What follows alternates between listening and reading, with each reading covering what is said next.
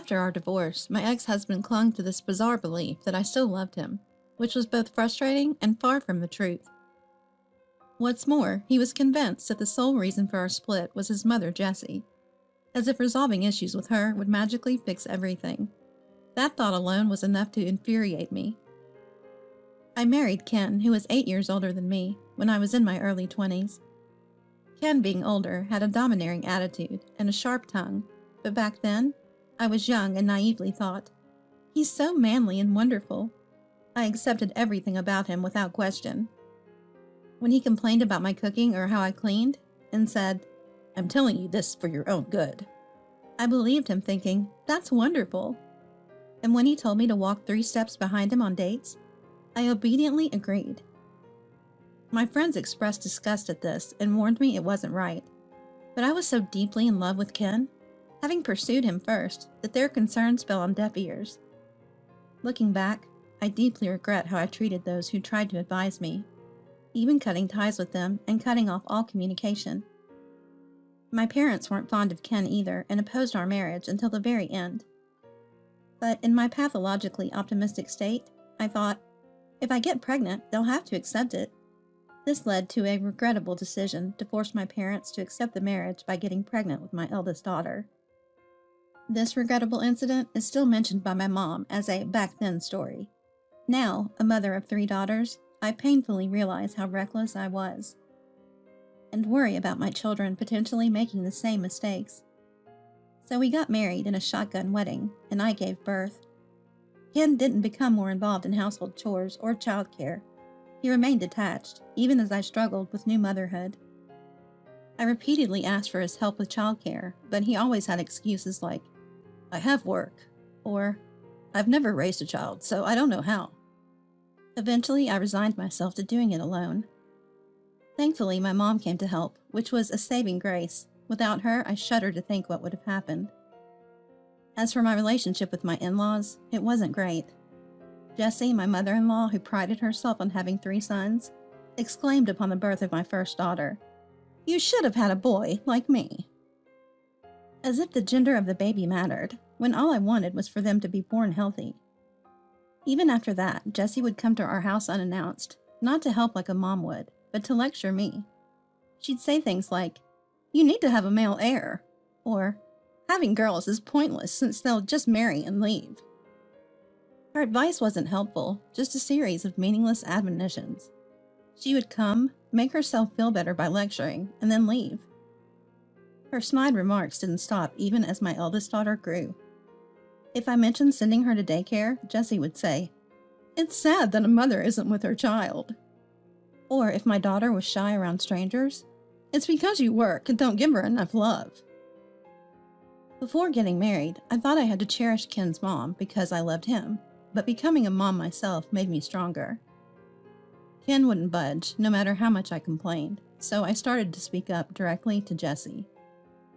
As expected, this led to frequent mother-in-law and daughter-in-law conflicts. Ken finally started to intervene, albeit only 1 in 3 times. Initially, Ken was of no use, always defending his mom. But when Jessie mistook a gift I chose for Mother's Day as Ken's choice and complained about it for an hour, or when she blamed me for stomachache after eating sweets Ken bought, saying it was because of the bad sweets I gave her, he began to see my point. Finally, Ken took my side completely and apologized for the first time since our marriage, admitting his mom was wrong.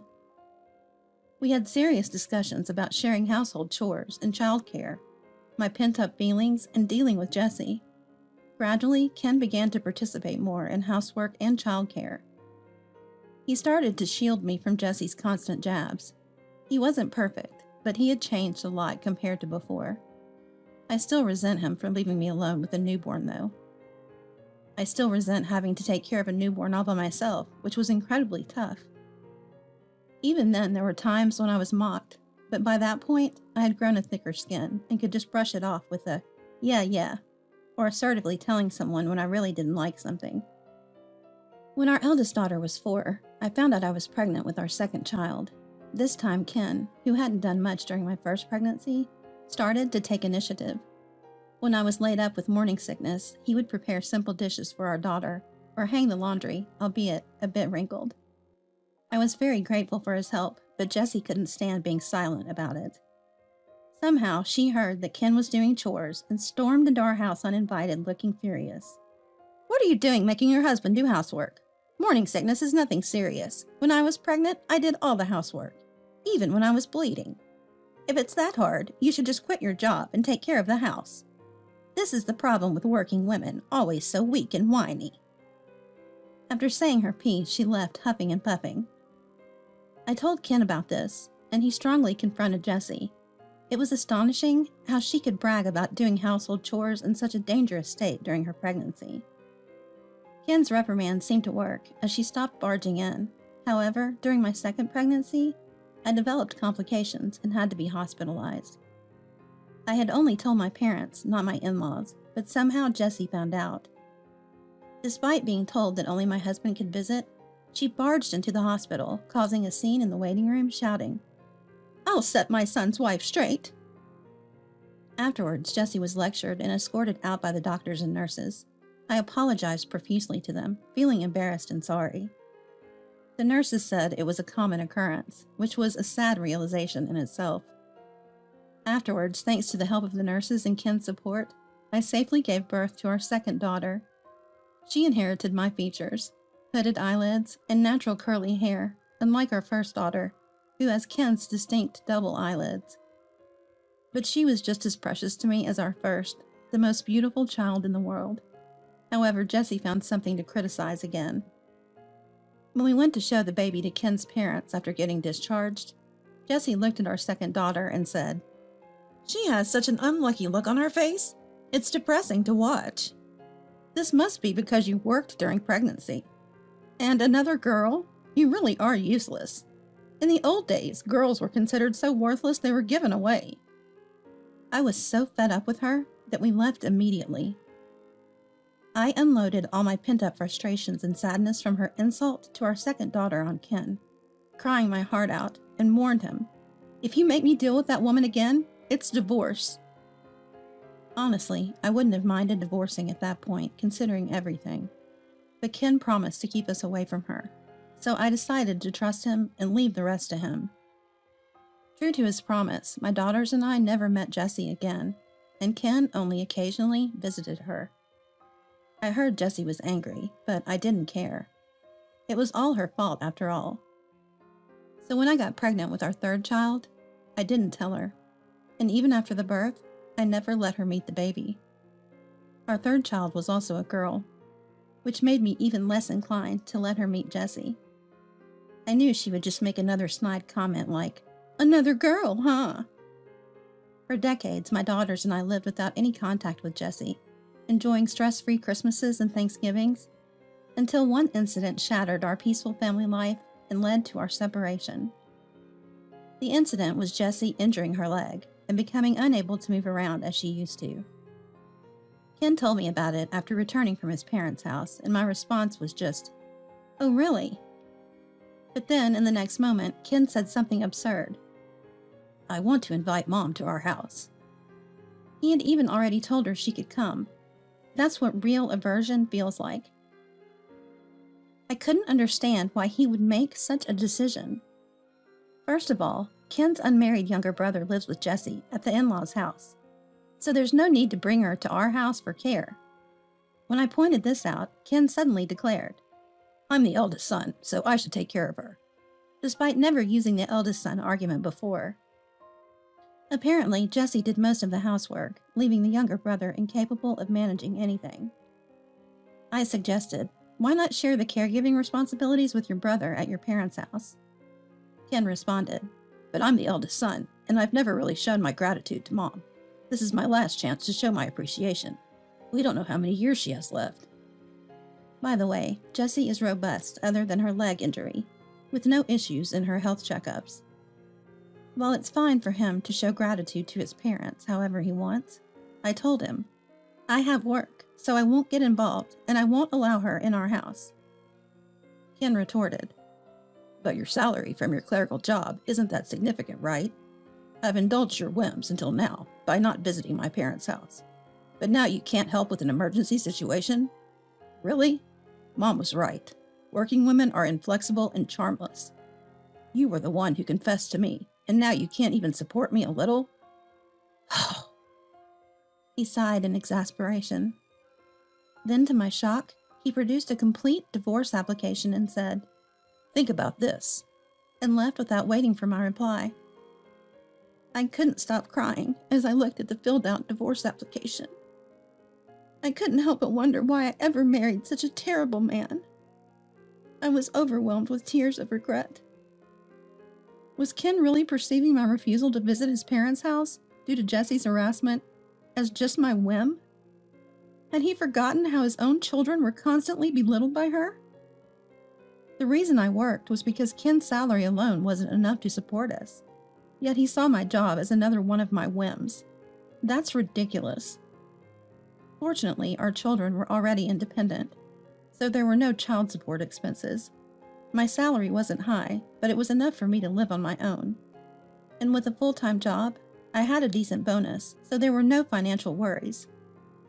Deciding this, I packed my belongings, informed my children of the divorce, and they unanimously supported my decision, saying I had endured enough. I then moved to a business hotel and filed the divorce papers the next day. When I explained the situation to my parents, they just shook their heads, saying they had opposed the marriage for this reason. After filing, I contacted Ken to inform him that I had submitted the divorce application. He called me immediately, angrily asking, "Why did you file it?"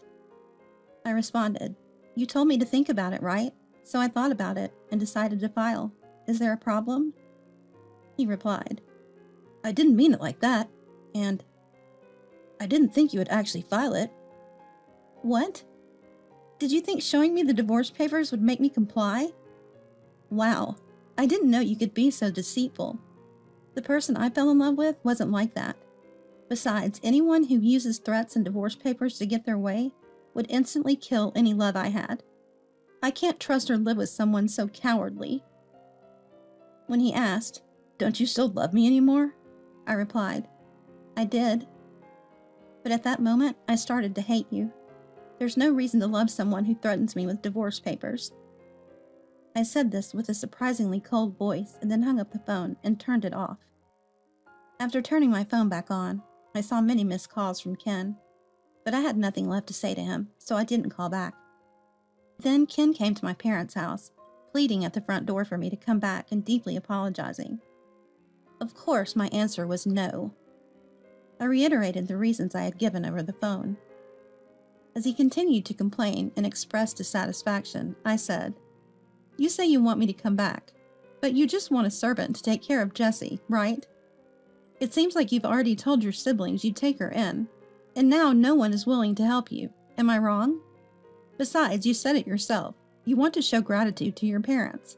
Without me, you can do that to your heart's content. Isn't that great?" He didn't argue, so probably I was right. Still, he wouldn't leave, so I threatened to call the police, and that made him leave, looking disappointed and defeated.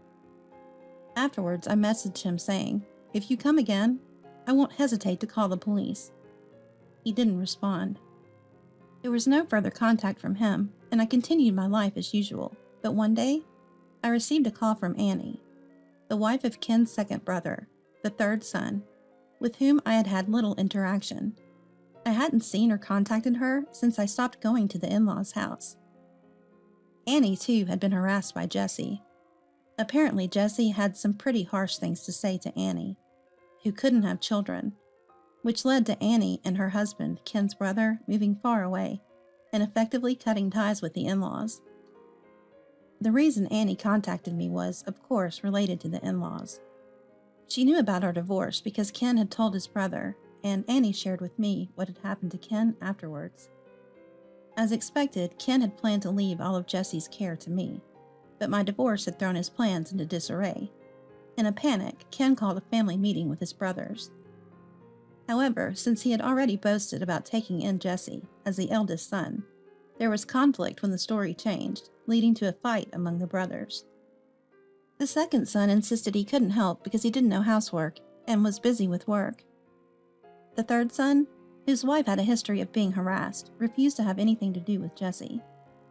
With his brothers adamantly refusing to cooperate and no resolution in sight, Ken stubbornly declared, "Then I'll take care of her, you ungrateful people," and took Jessie in. He accused them of lacking gratitude towards their parents, but I think Ken, who first said he would take her and then backed out, is the one who failed to fulfill his responsibility to his parents. Taking care of her while working must be tough. Everyone at work said the same.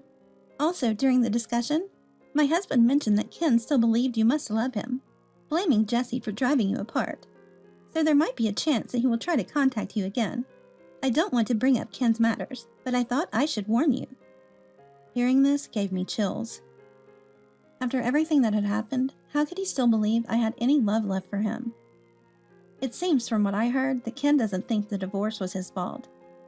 I thanked Annie and ended the call, staying alert for a while, but there was no contact from Ken. Years passed without any incident, and I thought my worries had been unnecessary. But Annie's warning eventually became a reality. Nearly 10 years after the divorce, I received a call from Ken. Expecting nothing good, I answered. But it was just small talk at first. Growing impatient with the pointless conversation, I told him I'd hang up if he had nothing important to say. He then hurriedly began talking about his situation. Ken's life had been as Annie suspected. Taking care of Jessie while working was extremely difficult. He often had to miss work for caregiving duties, and Jessie, frustrated with her inability to move as she wished, started taking it out on Ken. Initially, it was just venting, but her paranoia escalated, accusing Ken of stealing her wallet and screaming at him as a thief. Realizing something was seriously wrong, Ken took a reluctant Jessie to the hospital, where she was diagnosed with dementia. Despite being prescribed medication, she didn't calm down. She would scream loudly enough for the neighborhood to hear, claiming that strangers were entering the house and attacking her. With her physical strength still intact, she even started wandering outside, pushing her walker.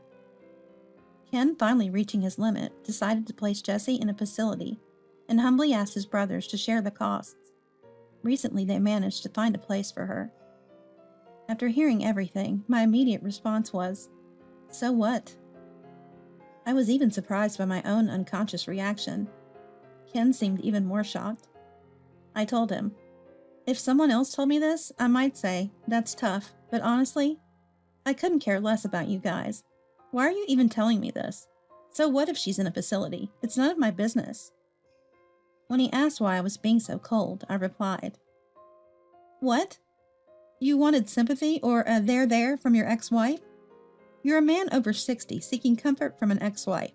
That's creepy. We were married once, but now we're strangers.